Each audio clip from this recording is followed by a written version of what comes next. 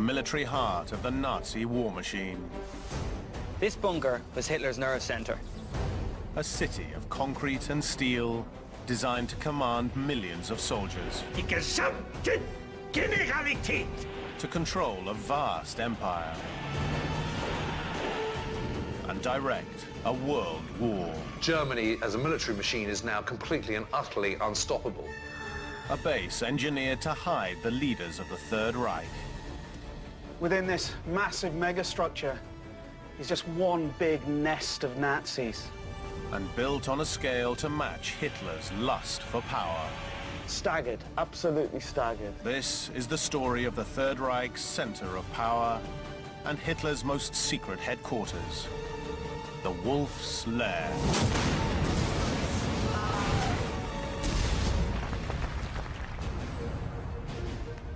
The biggest construction projects of World War II, ordered by Hitler to secure world domination.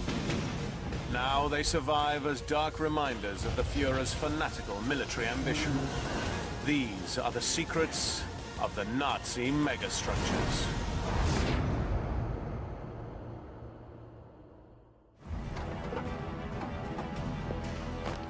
The 20th of July, 1944. Hitler isolates himself in his 2.5 square mile bunker complex, while his German armies are in retreat. As his grip on Europe weakens, he withdraws further into his concrete base. His paranoia grows. And a group of German rebels plot to turn the bunkers of the Wolf's Lair against him.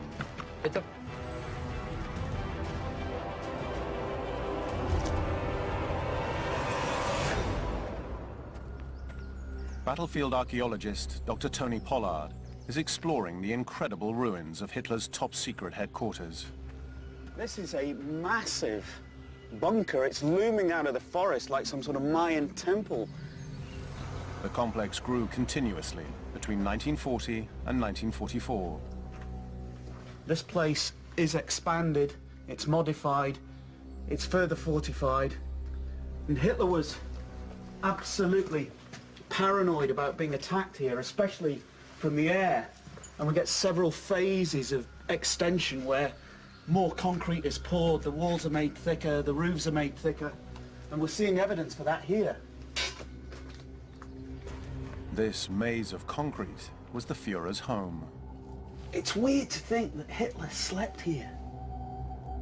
And engineered to an astonishing scale. It has to be totally self-sufficient. They're essentially building a city in a swamp.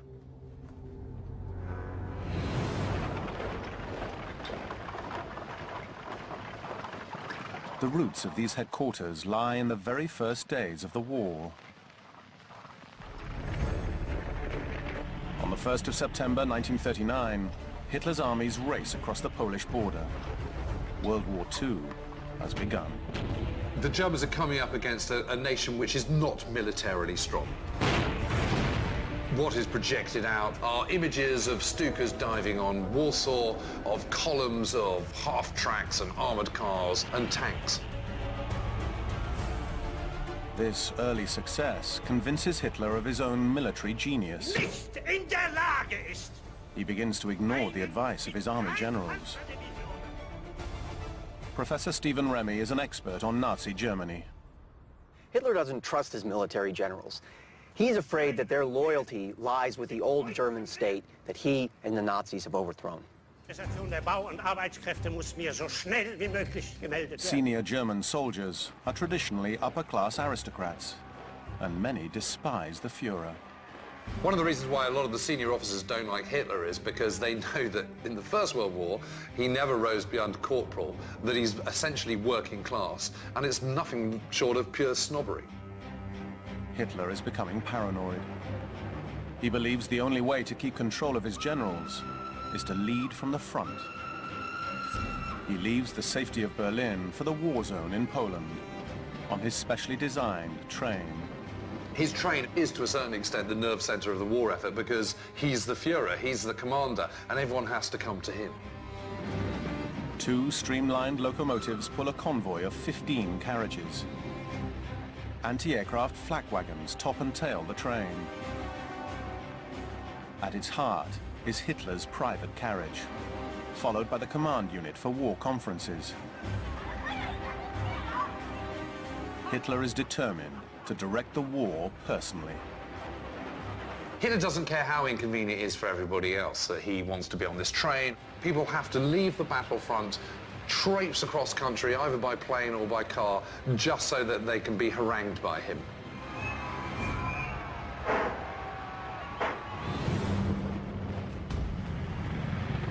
Poland is conquered by the 6th of October 1939.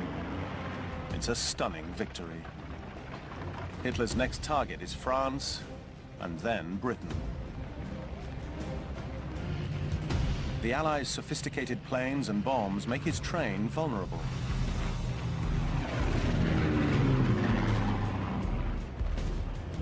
Hitler still wants to be close to the front lines, so he demands a new kind of HQ.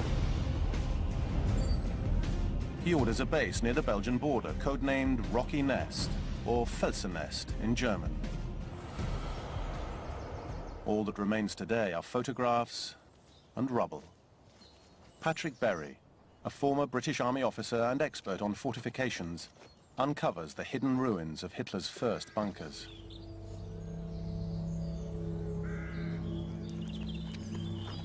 This is the Felsennest. It is completely overgrown, unmarked, and been ignored for the last 70 years. Yet beneath the trees are the ruins of Hitler's very first fixed wartime headquarters. The Führer is protected by 2 rings of high security, swarming with checkpoints and soldiers. The inner ring is the heart of the site. 2 bunkers with adjacent wooden huts are built for Hitler and his entourage. Hitler arrives at Felsennest on the 10th of May 1940. He orders the attack on Western Europe during the journey. Early in the morning, the German invasion begins.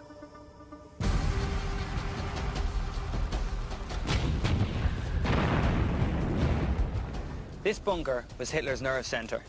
It was from here that he commanded the invasion of Western Europe. The bunker was known as Building K, and it consisted of 5 small rooms, named A to E. Room A is Hitler's office. His bedroom is just 8 feet square. Hitler's staff occupy the remaining rooms.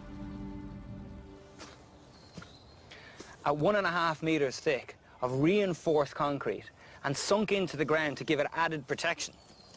This is the rooftop of Hitler's bunker. Hitler is fearful of attack. He demands the bunkers be engineered to seal him against the outside world. You've got 3 pipes which would have provided the ventilation for the bunker.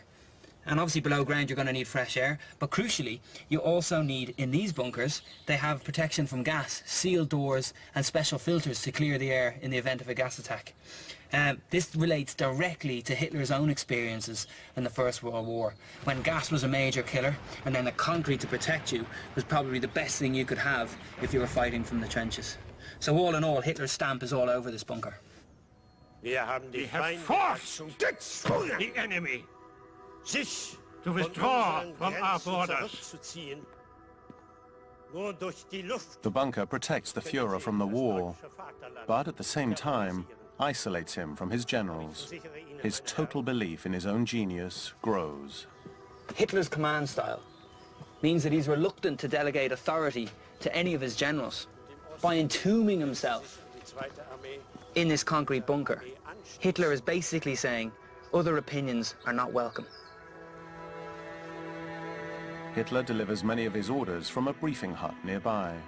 This doesn't look like much, but in 1940, I would have just walked through the door into the bustling epicenter of the Third Reich's war machine. These old foundations are very historically significant because inside these walls, Hitler briefed his generals about what was going on in the invasion of France.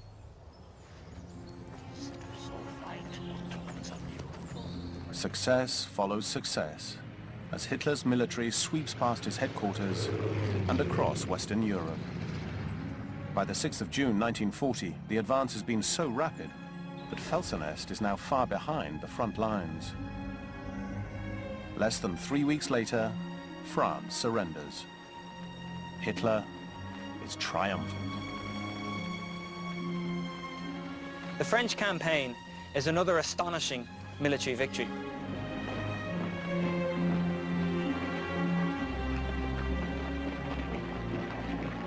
In Hitler's opinion, his command style of leading from the front, from concrete headquarters, has been completely vindicated. The Felsenest has proved its worth.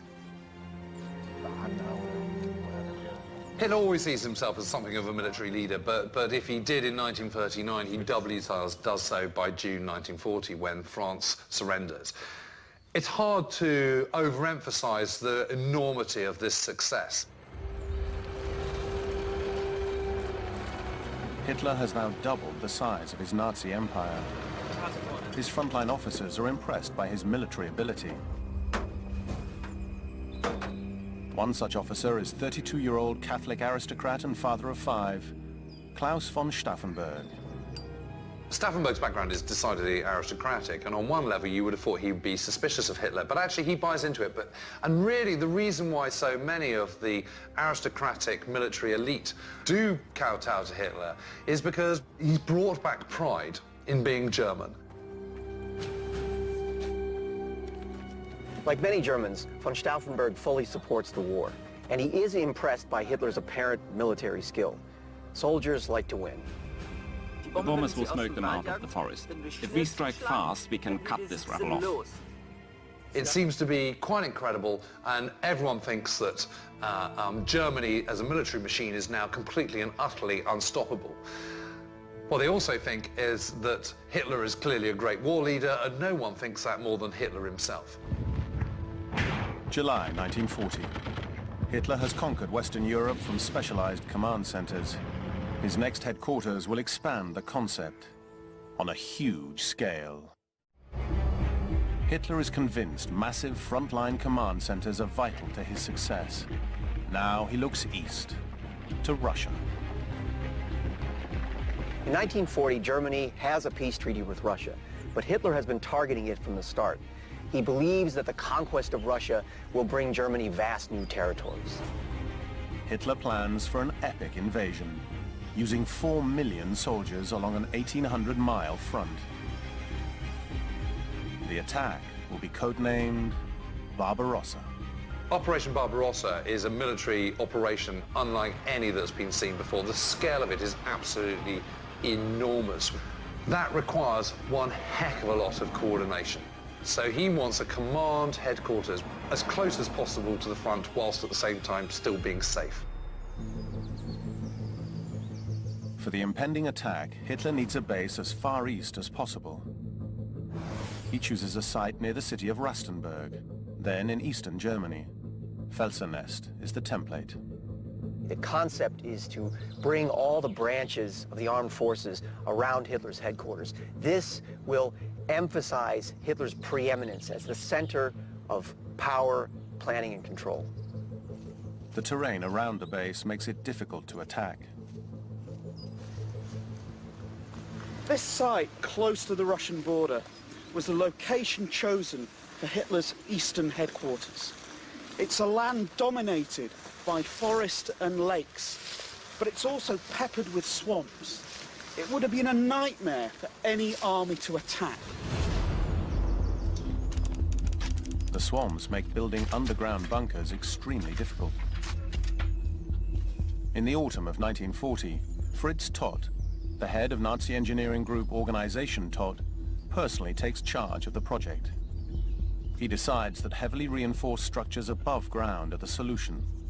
The budget is 36 million Reichsmarks, an incredible $250 million today. But it's vital that this work is carried out in secret, because if the Russians spot what's going on, it would be a disaster. Amazingly, the chosen site sits directly beneath the daily route of Russia's Moscow to Berlin airliner. The forest means it's never discovered. Work on the Wolf's Lair began in the winter of 1940. The project would require upwards of 50,000 labourers working in incredibly difficult conditions. Local people were told it was going to be a new chemical plant. What they didn't know was that the end result would be one of the Nazis' most audacious megastructures. Soldiers protect German laborers to maintain security for the top-secret project. While construction is underway, Hitler continues to use his train, but he's paranoid about being attacked from the air. At the same time that this new Führer HQ bunker complex is being built, he also insists on building a series of tunnels in which his train can hide and where he can be safe, so that he can be even closer to the front. One shelter in the occupied Polish town of Stelpina still remains. It's capable of withstanding any assault, as tunnel expert Maciej Piękosz explains. The train here in Stepina could hide from any danger, from air raid, shelling or a chemical attack, as the interior of this shelter is closed off. In the summer of 1940, nearly 6,000 Polish slave laborers begin construction on the 1,300-foot-long tunnel. Above us we have 3-meter thick walls made up of reinforced concrete. The inside of this wall is filled with tons of armoured steel, which makes them able to withstand strikes and explosions of even a half-ton bomb. Despite taking a year to complete, the massive tunnel is only used by Hitler once during the entire war, for a meeting with Italian dictator Benito Mussolini. By summer 1941, preparations are complete for Hitler's masterstroke, the invasion of Russia. And the ultimate Führer HQ is ready for occupation.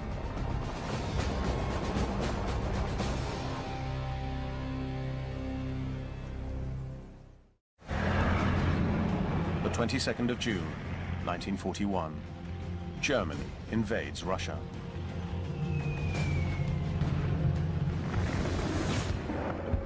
Two days later, Hitler arrives at his newest headquarters. His military codename is Wolf, so he names it the Wolf's Lair.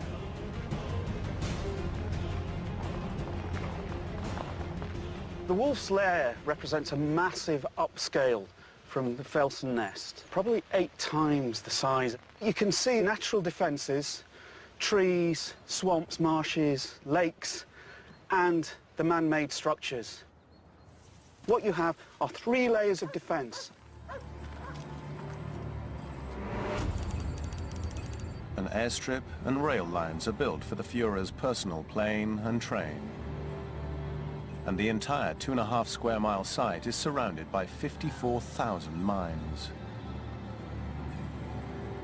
Expanding on the Felsenest prototype, the base has 3 concentric rings of security surrounding Hitler's command center.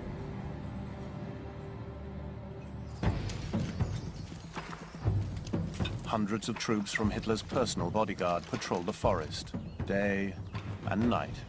Look at this. It's just a scoop in the ground today, but this is a foxhole, dug by soldiers, probably to accommodate a 2-man machine gun unit. And I can see stretching out in front of me, here's another one, about 3 meters away, exactly the same thing. And again, over here, these would obviously have been deeper during the war, but you can still see them. Russia collapses in the first weeks of the invasion. The front line moves far away from the Wolf's Lair. Hitler feels secure in his new base, and so confident of victory that he chooses not to advance with the troops. It's a critical error. His distance from the front and his generals leaves him disconnected and begins to affect his decisions. In September 1941, he orders his generals to stop their advance on Moscow and attack other Russian cities. The invasion grinds to a halt, with massive casualties. Hitler is becoming more and more mistrustful, and he increasingly dominates decision-making personally.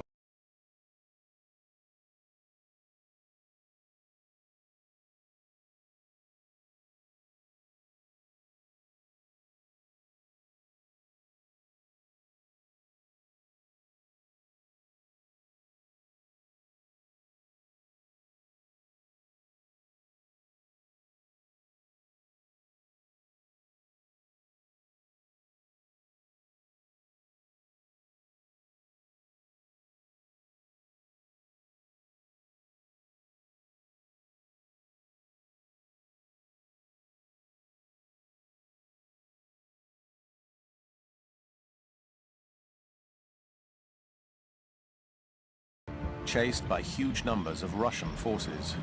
The truth is, Hitler has just bitten off more than he can chew in the Soviet Union.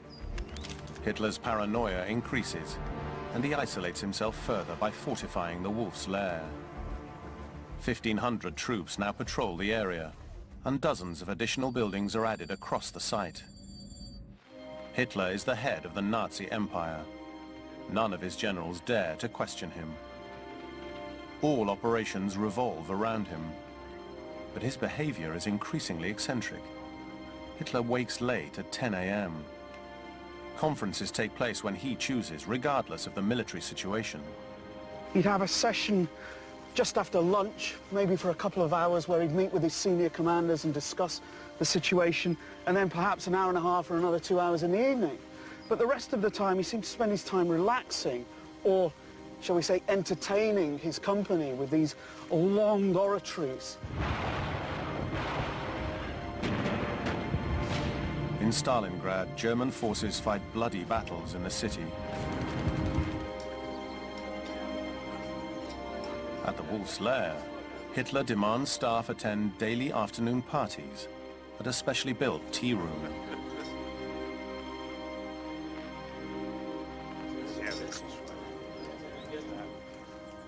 Oh, look, there doesn't appear to be much left of this, but that's the first time on this site that I've seen ceramic tiles. And this is the known location of one of these tea rooms, and that would certainly be indicative of either a washroom or a kitchen area, the sort of thing you would associate with a tea room. 300,000 troops are going hungry in Stalingrad.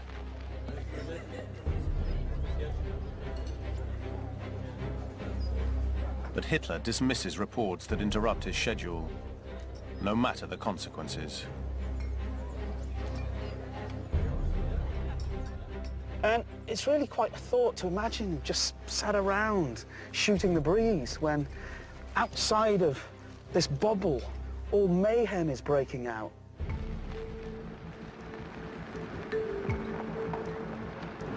Desperate to stay close to the center of power, the Nazi leadership rushed to build their own bunkers around Hitler.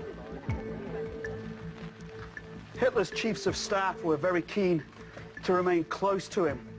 So Jodl, Keitel, Göring and co. all had their own bunkers here at the Wolf's Lair. And I like to imagine them having some kind of bunker envy. My bunker's bigger than your bunker. But what you have at the end of the day within this massive megastructure is just one big nest of Nazis. Luftwaffe Commander-in-Chief Hermann Göring constructs a 177,000 cubic foot bunker. Inside, a 36-foot high concrete shell is insulated by a layer of sand, designed to absorb an explosive blast. It has survived in remarkable condition. This is interesting. See, there's a double-skinned wall here on the side of the bunker, and that's to provide added protection for a bomb blast outside, so this gap will kind of dissipate the pressure wave. Almost 95% of this enormous structure is solid concrete, leaving a tiny living space inside. Wow.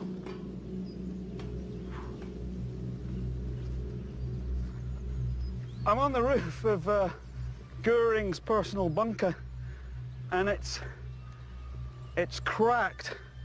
It looks like a crashed spaceship or something. On top of the bunker are two anti-aircraft gun emplacements.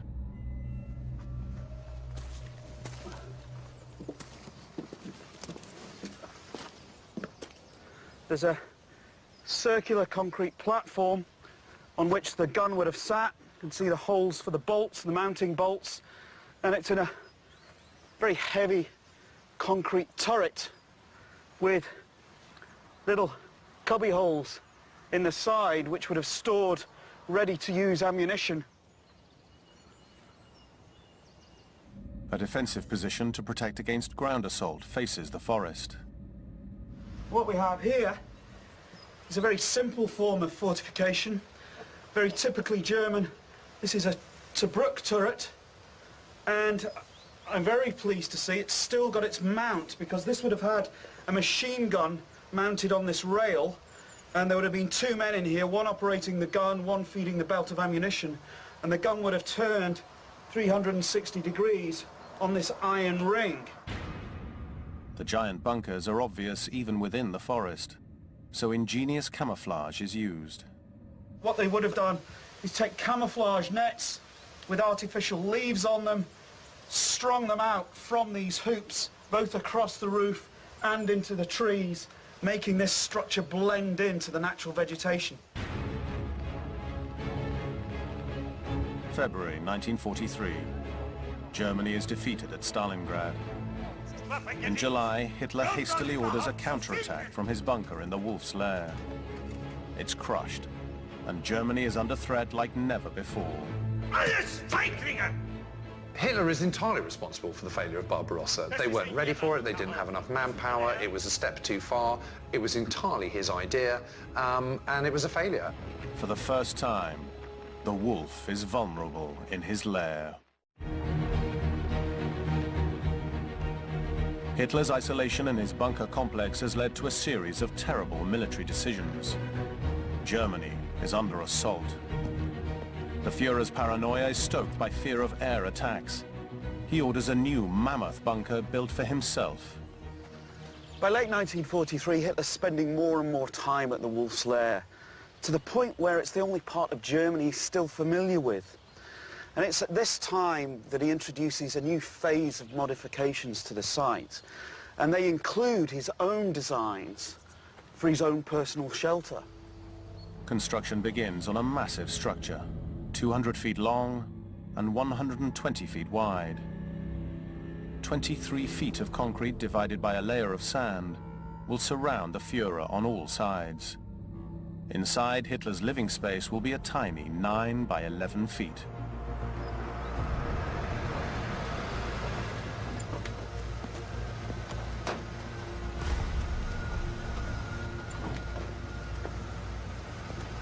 His staff are astonished by the scale of the building work.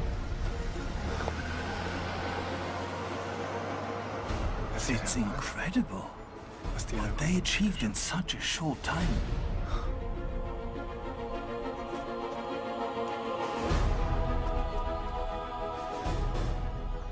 Hitler's personal bunker is the biggest building on the site, and looking at it, you can understand why contemporaries compared it to an Egyptian tomb. And especially if you take a peek inside, you can see how thick the walls are here. And I think it's probably a reflection of his state of mind. The war's starting to go badly for Germany, and he's becoming more and more isolated. And I think this is a kind of manifestation of that decline. Although its exact layout has never been fully verified, the bunker contains a warren of corridors and small rooms.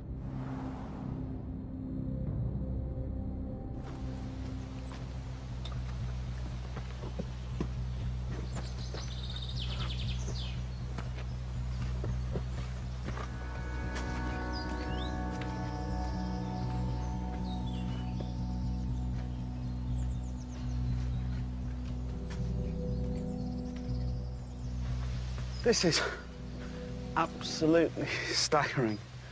I found a way into the back of Hitler's air raid bunker, and look at it, it's just concrete, but it looks almost geological.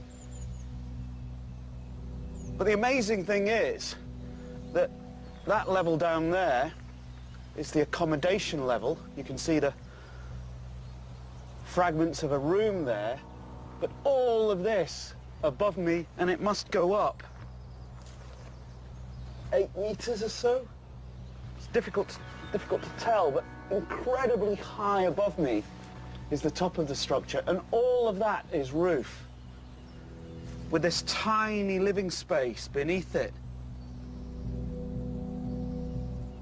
And I think what we might be looking at here, you see you've got these girders dropping down from the roof. I think we might have a two-level roof with an open space, a gap between the two, supported by these girders. And that would provide some extra protection if a bomb comes through the top.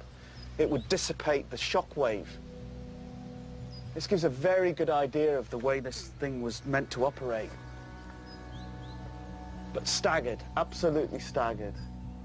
This final stage of the Wolf's Lair uses material desperately needed elsewhere for the war effort, including enough concrete to build the Empire State Building 3.5 times over. The massive fortifications only help Hitler's complete withdrawal from reality. I'm still picking my way through the remains of Hitler's bunker complex. And the scale of the thing is phenomenal. And he distrusts people so much that he draws up a list of those people who are permitted to come and have lunch with him. And the picture is one of increasing paranoia and isolation. That isolation from the war has led Hitler to make appalling military decisions. Von Stauffenberg has experienced the results personally, losing a hand and an eye in battle. He and a network of sympathizers are plotting Hitler's downfall. It's a choice between two evils, action or inaction. He's a soldier first and foremost, and he has a sense of honor, and what he sees in the Eastern Front, the atrocities really, really shock him. You don't go around mass murdering people. That's not part of the deal at all. And so he's even more determined than ever that Hitler has to be brought down. The war is being lost, and von Stauffenberg is convinced that Germany can only be saved if Hitler is killed. I sincerely believe God has assigned me this mission. I will devote myself to it entirely. We must gather information about military forces in the Berlin area. He wants a peace treaty with the Allies that leaves Germans in control of Germany, the country unoccupied, and the Nazi Party eradicated. Stauffenberg needs a plan to overthrow the Führer, but access to him is virtually impossible. Hitler is massively protected, and it's extremely difficult to get a means of killing him anywhere close to him. As the Wolf's Lair grows, Germany shrinks in the face of the Russian advance.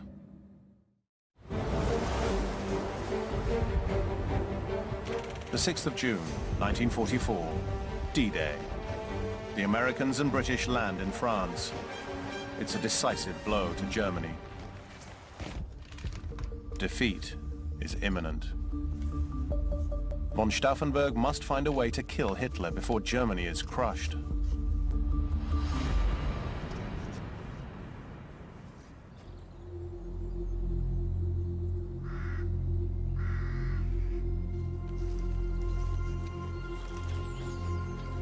Stauffenberg's problem is that Hitler keeps changing his travel plans at the last minute and has avoided numerous assassination attempts by doing so. So Stauffenberg needs to target him in a fixed location. Despite its immense security, von Stauffenberg decides that the Wolf's Lair is the only viable target. He plans to turn the isolated headquarters against the Führer. But there's another problem.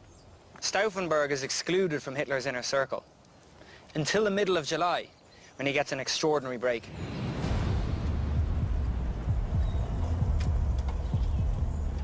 Von Stauffenberg is promoted to a post that gives him permission to attend Hitler's conferences at the Wolf's Lair. Stauffenberg now has the access he needs.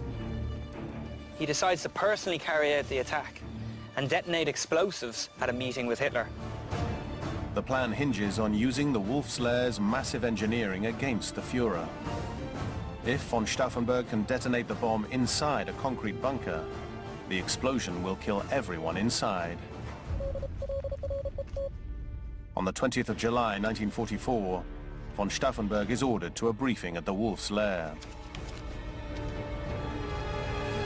This is his chance.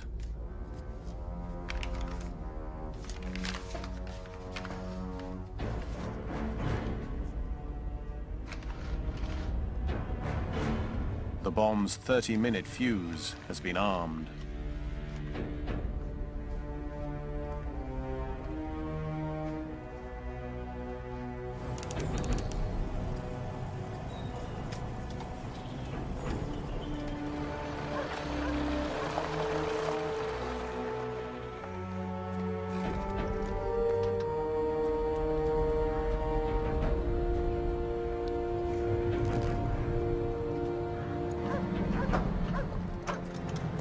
Colonel. Please. Not the Führerbunker? It's too hot. Please. He's told that the meeting has been moved from a concrete bunker to a lightweight brick hut. The well-ventilated and thin-walled building could limit the bomb's destructive power, but it's too late to turn back now.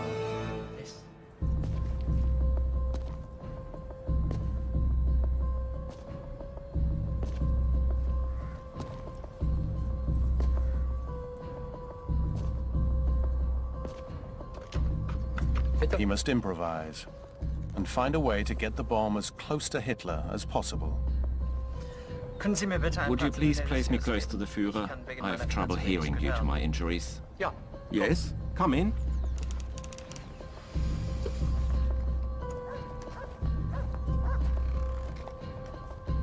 Ist das Versagen der Luftwaffe. Another officer unknowingly carries the bomb inside. The Second Army, that's no use. The objective now is to keep the Soviet troops occupied so long. We finish The bomb is placed just 6 feet from Hitler. General Mannerheim, I have told General Mannerheim that the interests of the German people and the Finnish people are identical. Hier ist Colonel von Stauffenberg, mein Führer. Mein Führer? So, the Russian positions are here and here. We need to prevent the Romanian oil fields from falling into Russian hands. Von Stauffenberg claims he has to make a telephone call and leaves the room. Die Tatsache ist, dass wir jetzt natürlich heißt das genau It has been almost 30 minutes since he armed the bomb. That's the truth now. As it currently stands, we cannot prevent it.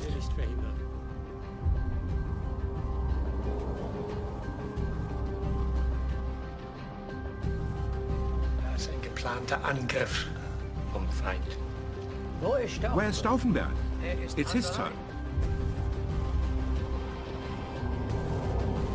Von Stauffenberg has brought the war to the wolf's lair and to the wolf himself.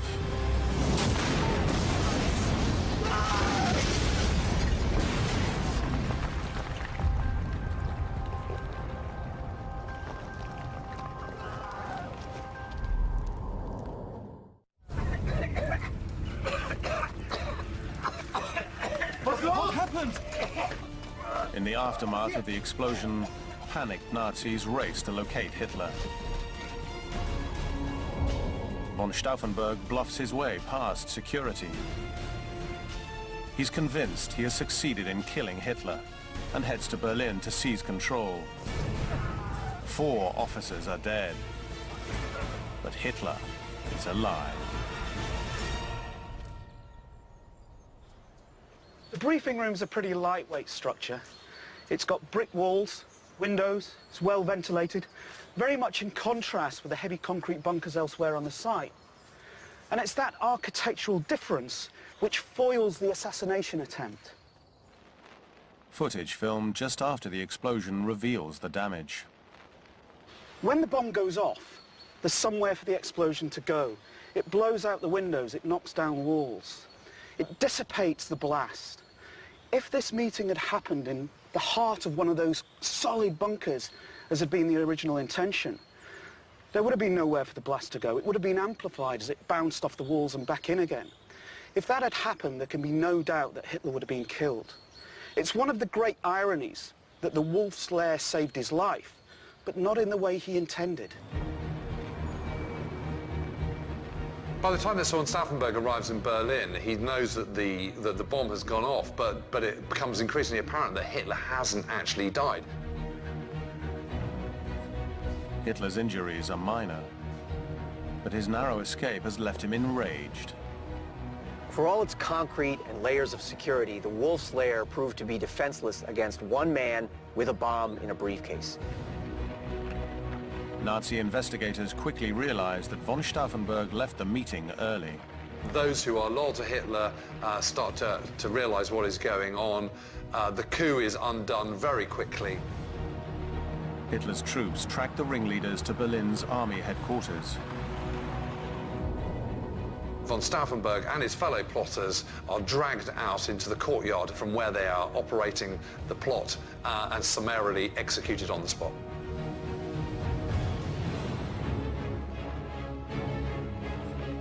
In the following weeks, 600 suspected conspirators are arrested and publicly tried by Nazi judges.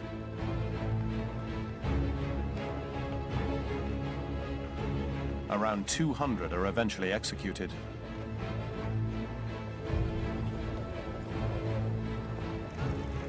At the Wolf's Lair, Hitler watches the films of their deaths for his own pleasure, but he ignores the catastrophic situation in the war. By the end of August, the Russians are less than 60 miles from the base. It's all very well having impregnable bomb-proof forward headquarters, but if the area in which it sits is overrun, then it's no good to anybody. The greatest flaw of the Wolf's Lair is that it's only safe if Germany's armies are victorious. Ultimately, no fortress, however strong, could protect Germany from the catastrophe that Hitler had led it to. If the Luftwaffe manages to even find Panzer, this is a damn disgrace! On the 8th of November, construction finishes on Hitler's enormous personal bunker. But he spends only 12 days inside it. With the Russians entering Germany, the war is closing in around him.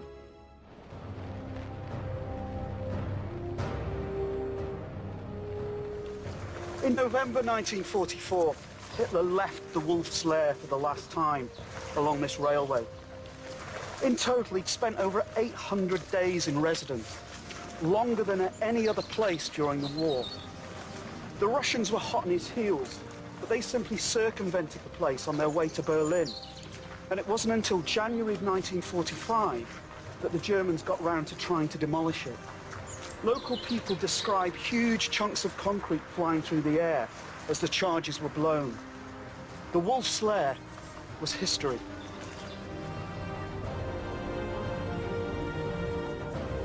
The Wolf's Lair was meant to be Hitler's impregnable fortress and the command center from which he'd conquer the world.